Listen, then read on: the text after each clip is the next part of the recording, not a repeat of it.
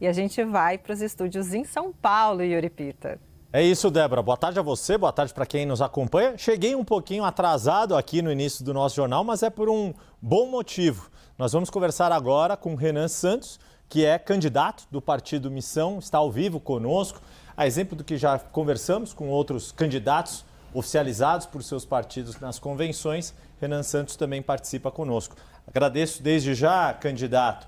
E com uma peculiaridade, né, a convenção do Missão, para explicar até para dar o contexto, estava prevista para amanhã, dia 1º, e aí, como combinado, conseguimos marcar essa entrevista hoje, mas logo no dia 20 o senhor foi feita a parte burocrática, digamos assim, que o partido deve fazer para oficializá-lo como candidato, e amanhã vai ser o lançamento da sua campanha.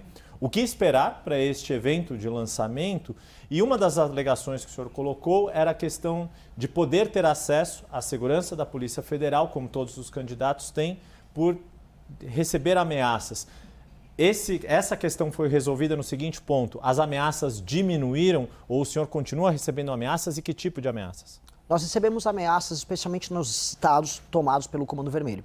E, em geral, citando nomes aqui, vem dessa facção. Ainda não recebi uma ameaça específica do PCC, mas o Comando Vermelho é bem recorrente. Na Bahia tem o BDM, um nome bem meio vulgar, Bonde dos Malucos, né, no singular. E recebi ameaças deles também, mas o mais recorrente é o Comando Vermelho. E o problema é que, como eu circulo em estados que têm a presença deles, e como na última viagem, por exemplo, para o Ceará, houve ameaças muito claras, inclusive que hotel ele está hospedado, onde acha esse cara, em grupos de Telegram com presença desses membros de facção, e eles são bem abertos para falar das ameaças. Não é que eu precisei de um grande processo de investigação. Passou a ser necessário eu contar com o apoio da Polícia Federal. Eu conseguia, com o orçamento que a gente tinha, ter uma segurança privada, mas era mais modesta. A Polícia Federal faz um trabalho mais complexo, inclusive checagem em ambientes virtuais, então precisava mesmo. Perfeito. E só para continuar aqui, para o evento de amanhã, qual é já que ele deixa de ter esse caráter estritamente político ou burocrático na questão da formalização da candidatura, o que o senhor vai apresentar para os seus apoiadores neste evento de amanhã, neste lançamento de amanhã? Qual que vai ser o mote aí dessa ocasião? Olha, a principal coisa que interessa ao eleitor que eu vou apresentar, além de um belíssimo discurso, modéstia à parte, eu não sou um orador ruim, será, acima de tudo, meta. Muitos políticos apresentam propostas, outros apresentam ideias, eu vou apresentar meta. Eu tenho um projeto que vai mudar a administração pública no Brasil, que vai impor metas tanto para prefeitos quanto para governadores, e eu acho natural que o presidente da República também tenha as próprias metas. E amanhã vai ser a apresentação dessas metas, além do discurso. O que eu vou entregar no final desses 4 anos de mandato? Quais são as áreas que serão prioritárias?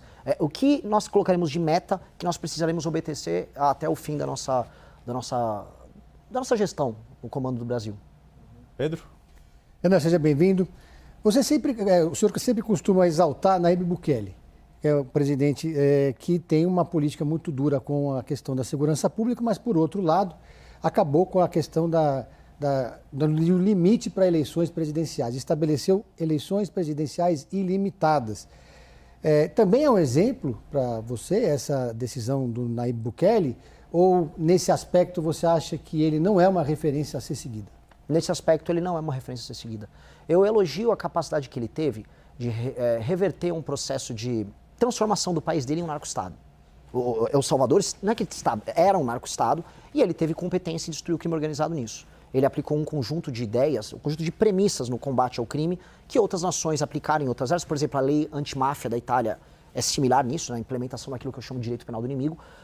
Mas se ele se empolgar com a popularidade dele e achar que ele vai ter mandatos infinitos, eu acho que ele vai cruzar uma linha que eu jamais cruzaria. É uma ditadura, seu problema? Não acho. A questão toda é se ele vai resistir ou não a essa tentação autoritária que, infelizmente, na América Latina acontece o tempo todo. A gente olha, por exemplo, o caso venezuelano, que por outras vias o Hugo Chávez acumula poder até por popularidade no início, e aí ele sucumbe a essa vontade. Acho que o Nayib Bukele está diante dessa tentação e espero verdadeiramente que ele resista. Se não resistir, não será exemplo. Débora Bergamasco. Boa tarde, candidato. Obrigada pela entrevista. Débora falando contigo aqui dos estúdios da CNN em Brasília. Candidato, o senhor é um fenômeno nas redes sociais e está nessa batalha, né? Apesar de pouco dinheiro, vai ter pouco espaço na televisão, está nessa batalha para ser conhecido. Então, para as pessoas conhecerem um pouquinho mais do senhor, é importante dizer que o senhor não se coloca como uma linha auxiliar de Flávio Bolsonaro. O senhor critica Flávio Bolsonaro, o senhor também critica o presidente Lula. Para as pessoas entenderem um pouco do seu pensar, né? O que é pior? O que, na sua avaliação, é mais nocivo para o Brasil? Lula presidente ou Flávio presidente? Essa é uma pergunta boa, porque a resposta que eu posso dar é: o que é pior? É ser atropelado por um caminhão Scania ou ser surrado pelo Mike Tyson até a morte? Em ambos os casos você vai morrer. Então você pode preferir apanhar do Mike Tyson, outros por ser atropelado por um caminhão, e cada um faça a sua escolha. O que eu quero apresentar, e acho que isso tem um pouco a ver com o crescimento nosso nas pesquisas, é a ideia de: e se nós não precisarmos pensar nessas duas categorias? E se a gente puder construir um Brasil diferente com propostas diferentes? Eu vejo muitos erros naquilo que a gente chamava de terceira via agora para essas eleições, porque no fundo eles só eram terceira via no ato de criticar o Lula, mas eles aceitavam a liderança dos Bolsonaro. Eu jamais aceitaria na minha vida a liderança de um homem menos inteligente do que eu, menos capaz do que eu. E eu acho curioso, até desculpa colocar isso, que agora o Flávio Bolsonaro está falando que não vai nos debates, e a gente sabe que é por minha causa. Já houve uma tentativa dele de barrar a minha ida num debate, isso saiu até num veículo de imprensa, saiu no Metrópolis. E ao mesmo tempo que ele faz isso, ele bota a turma dele para dizer que o Renan não tem um diploma, porque eu larguei a faculdade de Direito da USP. Tudo bem, então eu já deixo aqui abertamente um desafio para o Flávio Bolsonaro para debater comigo. Por favor, Flávio Bolsonaro, venha debater. Se você diz que eu sou um incapaz, que eu sou um analfabeto, venha debater. Eu já fiz até uma proposta bem clara. Flávio Bolsonaro, eu prometo que não vou falar dos seus escândalos no debate, se ele topar, eu e ele. Não falei dos escândalos e darei o dobro de tempo para ele apresentar as propostas. Porque já que ele não apresenta proposta nenhuma, dou o dobro do tempo, eu com metade do tempo tenho o suficiente. Vamos ver se ele topa. E nós precisamos fazer isso, porque senão o nosso campo político, ou o antipetismo, vai ficar eternamente refém disso que a gente chama de bolsonarismo, que é uma coisa muito ruim, está sempre envolvido em escândalos, está sempre que ter dado desculpa porque participou do escândalo A, porque se encontrou com o bandido B. Eu não posso aceitar isso. Essas críticas a Flávio Bolsonaro têm sido muito diretas e recorrentes. E, ao mesmo tempo, o senhor tem apontado aí problemas com Ronaldo Caiado e Romeu Zema como muito submissos ou reféns, digamos assim, do bolsonarismo. Mas como, na prática, deixar este bolsonarismo, não só do ponto de vista eleitoral, mas do ponto de vista de posicionamento político e de governo, de fato? O que marca a diferença de Renan Santos em relação ao que foi, por exemplo, o governo Jair Bolsonaro, que contou no início com o apoio do MBL, do qual você é um dos fundadores? A gente apoiou o Bolsonaro em 2018 no segundo turno contra o Haddad. Mas tão logo começou a aparecer os escândalos do Flávio, no final do ano de 2018, quando apareceu a Furna da Onça, a operação que pegava a rachadinha, fomos críticos e fomos cancelados, perdendo seguidores. Eu acho que o que falta para todo mundo é convicção. Convicção, de verdade. Olha, o bolsonarismo não serve como liderança. O Bolsonaro virou presidente da República, ele não sabia o que fazer. O Bolsonaro foi contra, em grande medida, a própria reforma da Previdência, no começo do mandato dele. Pedia para os deputados fazerem exceções para militares, etc. Então ele não tinha convicção nas próprias reformas que ele entrava. Isso é assustador. Eu acho que para todo mundo falta falar a verdade do que precisa ser feito para o Brasil, mesmo que isso lhe custe votos. Eu estou falando para todo mundo a minha agenda fiscal, que vai recuperar a economia brasileira, mas ela é impopular. Só que eu estou avisando, eu faço até olhando para a câmera, vai ser difícil, vai ser muito duro o que precisa ser feito para recuperar a economia brasileira, mas se nós não fizermos isso, vai ficar quebrado. E aí eu vejo os demais candidatos evitando falar sobre esse assunto. E isso é uma postura diferente do bolsonarismo. O Flávio veio a público falar que não vai fazer desvinculação de determinados gastos, como saúde e educação, não vai fazer a desindexação de gastos de aposentadoria e BPC, não vai fazer uma nova reforma da Previdência. Veja, o Flávio está mentindo, só avisando para a câmera, é mentira. É mentira. É como eu avisar para um fumante, pode continuar fumando que você não está com câncer de pulmão. E o paciente já está num estágio quase terminal. Esse é o estado da economia brasileira. Então eu estou avisando para o eleitor, se eu ganhar, vou fazer uma série de reformas que talvez vocês fiquem bravos comigo no começo, mas vão aplaudir no final. O que eu não aceito é essa mentirada. E o medo de perder voto. Vamos correr o risco de perder voto, mas vamos falar a verdade. Eu fiz isso sobre o bolsonarismo no campo da direita, me custou muito no começo, mas hoje eu estou numa posição melhor do que a deles. Pedro? Candidato, no se debate de segurança pública aqui no Brasil, recentemente teve essa PEC apresentada pelo presidente Lula, pelo governo federal, que esbarrou na resistência dos estados que não aceitam essa centralidade do governo federal no debate sobre segurança pública, nas resoluções, enfim. Mas a sua proposta, bastante ousada para a segurança pública, acho que prevê essa centralidade do governo federal. Então, duas perguntas em uma. Apoia essa PEC, acha essa PEC importante de ser aprovada, a PEC da Segurança Pública, e como é que seria tratado isso nos estados? Que é provável que os estados resistam a qualquer proposta que tire autonomia, qualquer autonomia deles nesse tema da segurança pública. Eu proponho a centralidade na excepcionalidade. No sentido de que o combate àquilo que é excepcional, como a ocupação territorial, o governo federal precisará atuar. Para quem está assistindo entender. Quando eu falo, por exemplo, do PCC, eu estou falando da maior parte do faturamento deles saindo pelo Porto Santos, que é a exportação de droga. A droga vem lá do Mato Grosso do Sul, em grande parte, passa pela Rota Caipira, ou seja, ela vem da fronteira, passa pela Rota Caipira, ela é embalada ou preparada ali na Baixada Santista e embarcada em navios que vão para a Europa. Essa operação vai demandar eu atuar no Mato Grosso do Sul, São Paulo, no Porto, na Baixada, com polícia federal, com polícias estaduais, com o Ministério Público atuando. Vai precisar do governo federal fazer uma articulação. Isso é necessário. Então, na excepcionalidade, que é a destruição desse crime organizado que ocupa território e que fatura bilhões, precisaremos de uma centralidade. Agora, no combate diário ao crime, é interessante você respeitar o espaço institucional dos estados. Então, no que é excepcional, haverá a União atuando, e naquilo que é natural, é corriqueiro do dia a dia, vamos dar espaço para os estados. Você apoia a PEC?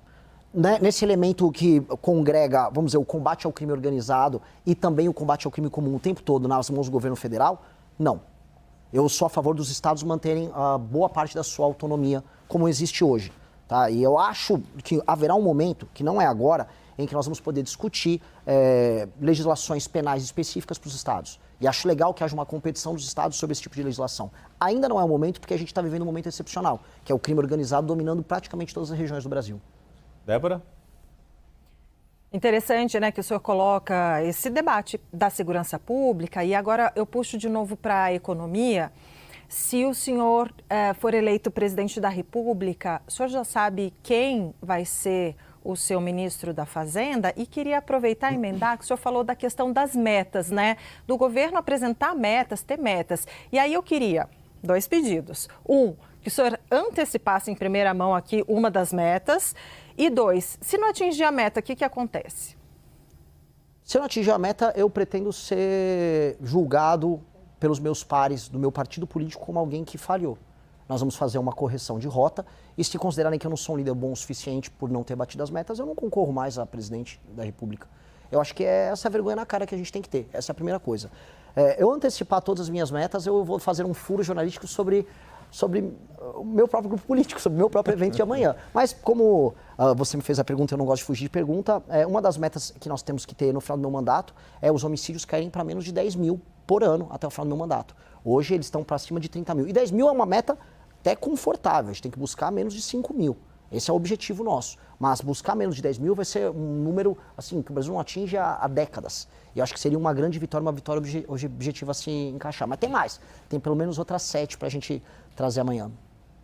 Não, e o ministro da Fazenda? Perdão, então, é isso o ministro da Fazenda. Eu não estou desesperado atrás do ministro da Fazenda. Nós temos excelentes conversas com economistas e com figuras que estão vindo para compor nosso time. Amanhã já teremos algumas novidades nesse sentido. Mas, diferente de outros candidatos, eu não vou me ancorar na ideia de um posto Ipiranga. Eu não gosto desse termo. Eu sei defender as ideias nossas plenamente. Nosso time econômico sabe, nós temos, antes de ter o tal do posto Ipiranga ou o ministro, nós temos um livro de propostas que já foi protocolado, que já teve conversas com alguns dos melhores institutos nessa área no Brasil. Por exemplo, o CDPP, eu conversei com o CDPP, trouxemos políticas públicas que o próprio CDPP traz no livro deles. Então, não vejo problema em, nesse instante, eu negociar e preparar a montagem do time, do que ficar desesperado atrás de uma pessoa que fale, esse cara sabe tudo dessa área. Eu não acho que precisa. Eu posso falar em termos principiológicos, em termos de proposta, sobre aquilo que a gente acredita. Muito foco aqui do que a gente está percebendo pelas respostas e outros momentos que a gente já pôde conversar, candidato, que a segurança é um pilar central, assim como questão de economia, do ajuste fiscal, o senhor falou das medidas impopulares que são necessárias. Área social, qual área que o senhor escolheria como prioritária? Saúde, educação, a assistência social aos mais miseráveis? O senhor é um crítico da forma como o Bolsa Família é adotado, aplicado no Brasil. Não da política em si, mas de uma série de situações que o senhor coloca que podem ser nocivas para a economia do país. Qual dessas áreas estaria num primeiro momento como prioritária e com qual política diferente do que vem sendo adotado até agora? É uma grande pergunta, porque todas estão muito mal, né? Então, eu falo, pô, educação a gente está passando por um drama terrível em termos de alfabetização no Brasil. Saúde, o problema do acesso é gigantesco. Mas tem uma área, e acho que essa seria a resposta mais inteligente a te dar, que não soa como político social, mas que é a habitação. E por que habitação? Porque, em geral, conjuntos urbanos, aquilo que a gente chama de favela, elas congregam de maneira transversal todos os grandes problemas no Brasil. Então, você tem mais gravidez na adolescência na favela, você tem menos saneamento básico e mais doenças parasitárias na favela, você tem mais tuberculose na favela, você tem mais presença do crime organizado, você tem mais violência contra a mulher na favela. Então, você combater urbanisticamente um arranjo que não funciona, oferecer não apenas a ideia de propriedade privada para aquela pessoa, o título de propriedade, mas refazer aquele espaço urbano como um bairro, trazer os empregos para lá para que a pessoa não precise se deslocar tanto, é a política social com maior impacto sobre todas as outras áreas sociais. Porque as aglomerações urbanas, como a gente conhece como a favela, elas acabam se tornando um vetor de problemas. Por quê? Porque o Estado não está presente. Muita gente fala, o Renan defende Estado mínimo. Não é, ali eu estou defendendo muito Estado. Porque o Estado está completamente ausente e a vida das pessoas é muito ruim. Então, a maior política social que nós temos é desfavelizar o Brasil. Tira o crime dessas regiões e leva o Estado e torna aquelas pessoas, que as pessoas que estão vivendo na favela, elas não são cidadãos de verdade. Elas, no fundo, elas têm apenas os deveres da cidadania, não tem nenhum direito. O Estado não garante nenhum direito, elas a começar pelo direito à propriedade da sua própria casa ou à liberdade de vir. Nós vamos transformá-los cidadãos também por conferir a elas direitos. Uhum. Pedro? O Missão é um partido que está em formação, está lutando para superar a cláusula de barreira e provavelmente não vai ser um dos maiores partidos do Congresso Nacional. No caso da sua vitória, vai ser possível governar sem o Centrão? Bolsonaro prometeu isso em 2018, se aliou ao Centrão. A gente sabe que isso parece uma utopia, já que eles conseguem sempre formar as maiores bancadas do Congresso Nacional. Se eu vencer a eleição, a Missão será um dos maiores partidos. Não digo maior, e nem que eu vou conseguir governar só com o meu partido, infelizmente, porque em regimes presidencialistas, em geral, você não tem essa confusão partidária que a gente tem no Brasil. Dito isso, também para falar para ele, para não mentir, mantendo a mesma lógica, vou precisar montar um governo de composição. Já estou avisando para o eleitor ali, não vai dar. Quem falar, não, eu vou fazer um governo sem contar com nenhum partido, vai mentir. O Bolsonaro tinha falado que ia fazer isso em 2018, não deu 2 meses, já estava compondo com o Centrão. E por quê? Porque o modelo democrático brasileiro, ele é muito falho em muitos termos. E o principal há uma captura do eleitorado, hoje via emenda, via compra de voto, utilizando as prefeituras e esse orçamento secreto gigantesco que faz com que as pessoas votem em políticos genéricos que oferecem serviços e favores para as pessoas. A isso nós damos o nome de Centrão. E esse é um problema gravíssimo. E nós vamos precisar governar, infelizmente, dentro de um regime desse. Como eu vou ser também bem claro, qual vai ser o meu regime de discussão junto com o Centrão? Todas as reformas que aumentem o espaço fiscal, ou seja, reformas que diminuam as despesas, eu vou aumentar proporcionalmente o espaço para emendas. E eu vou disciplinar o uso da emenda. Portanto, será do interesse do dito Centrão aumentar as reformas minhas que diminuam a despesa, porque isso vai aumentar a capacidade deles de investir. O que eu vou fazer, que é diferente do que acontece hoje, é disciplinar o uso das emendas. Graças a Deus, e veja, até de quem você não espera pode vir algo bom, o ministro Flávio Dino está fazendo um trabalho muito bom em fiscalizar as emendas. E eu serei muito aberto em dizer, este trabalho é um trabalho republicano e com base no trabalho que o ministro Flávio Dino está fazendo, a gente vai poder disciplinar o funcionamento das emendas, porque se hoje você abrir o que está acontecendo, vai todo mundo de todos esses partidos preso. Então, já que nós precisamos contar com o Congresso e já que há essa confusão envolvendo emendas, vamos criar um regime disciplinado que permita, novamente, que eu gere governabilidade, entenda quais são os tipos que o Centrão hoje só quer emenda. Em bom português, eles não estão nem ligando mais porque é discutido no Congresso, mas vamos transformar a emenda em algo bom. Hoje ela é algo ruim, vamos transformar algo positivo para o Brasil. Uhum. Débora? E agora, para encerrar, a gente tem 1 minutinho, candidato. O senhor falou que está confiante que o Missão vai crescer. Qual a expectativa, a meta do Missão para o Congresso Nacional o ano que vem? Eu adoraria fazer 513 deputados, mas eu não vou conseguir. Eu não consigo dizer, eu juro pra você, porque, em geral, o Partido do Centrão, como eles têm na unha, eles conseguem calcular quantos votos eles vão ter por candidato, eu não sou dessa natureza, nosso partido não é, nossos candidatos não são, então eles vão depender muito do meu desempenho, da relação que tem entre a marca do partido e o nosso trabalho como candidato a presidente, então eu não sei estimar. Hoje com o que as pesquisas mostram, a gente passaria com tranquilidade da cláusula de barreira. Agora, eu quero ganhar a eleição. Eu quero fazer, pelo menos no primeiro turno, 30% para enfrentar o Lula no segundo turno. E ao fazer 30%, eu vou fazer uma bancada de pelo menos uns 50 deputados federais. Então, é para isso que eu estou trabalhando. Com um número desses, vocês verão muitas pessoas de preto, amarelo e branco lá no Congresso. Bom, nosso tempo aqui chegou ao fim, mas deu para a gente pegar um bom panorama do que pensa Renan Santos, oficialmente já candidato pelo Partido Missão, o partido mais novo dessa disputa, vai ser estreante nas urnas. E agradecer a sua participação, desejar agora, com a campanha oficial começando, uma boa sorte, um bom desempenho e até a próxima, candidato. Muito obrigado, agradeço a vocês, a CNN, maravilhosa entrevista, estou sempre à disposição. Obrigada, candidato. E vamos lembrar que a CNN Brasil convidou os 5 pré-candidatos mais bem colocados nas pesquisas para entrevistas no estúdio da CNN ou no local da respectiva convenção partidária depois do evento. Ronaldo Caiado, do PSD, foi entrevistado no domingo. Romeu Zema, do Novo, participou na segunda-feira. Flávio Bolsonaro, do PL, disse ter compromissos prévios e não pôde agendar a entrevista. Lula, do PT, ainda não respondeu.